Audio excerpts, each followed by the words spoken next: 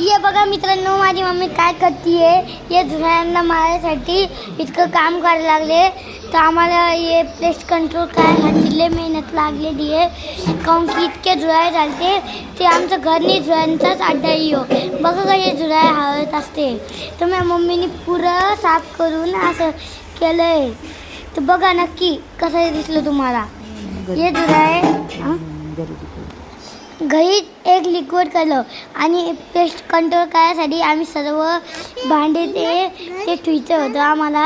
त्याच्यामुळे आम्ही मागच्या रूममध्ये धुवून चांगले स्वच्छ करून ठेवून देते.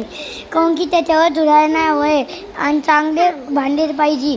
त्याच्यामुळं आम्ही पुढे धुवून चांगले ठेवून देते. तिथं आईनी मम्मीनी मामीनी सगळं काम केलं आणि उन्हाळ्याला सुकायला टाकले होते. आम्हाला 12 ते 5 वाजले होते आम्हाला हे पुरं काम करायला लागला. माझी बहीण छोटी लय पैसे करत होती. तर तिला ना माझी मावशी झोपत होती. तर आम्ही ना तिकडून पुरं काम करत होतो. पुरं रूम खाली करत होतो गॅस आणि ते. तर व्हिडिओला स्किप ना करून हे पुरं बघा. तर नक्की बघा हे पुरं किती सामान.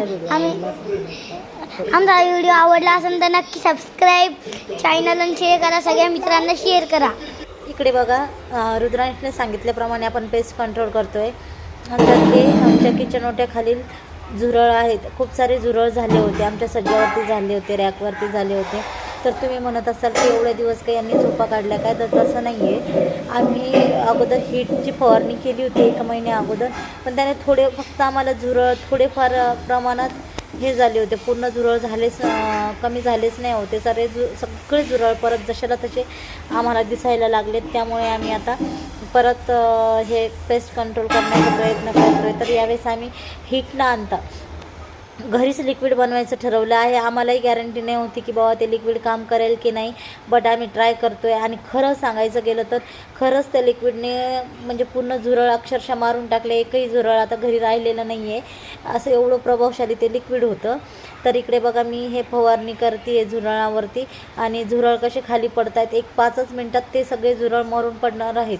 कारण ते पडलेले आहेत. आम्ही म्हणजे तुम्हाला समोर व्हिडिओमध्ये दिसेलच. कारण झुरळ आपल्या हेल्थसाठी चांगले नाही आहे. ते सगळीकडे फिरतात. आपल्या अन्नावर वगैरे फिरले तर आणि त्यात अंडे वगैरे त्याच्यात सोडले अन्नामध्ये आणि आपण ते खाण्यात आले तर आपल्याला फूड पॉयझनिंग होऊ शकतं आणि आपला हेल्थ इश्यू होऊ शकतो. त्यामुळे हे असे झुरळ आपल्या घरामध्ये राहायला नाही पाहिजे. आणि ते बाजारातून आणलेलं लिक्विड वगैरे एवढं काही काम करत नाही. तर हे बघा मी घरी बनवलेलं लिक्विड आहे. आणि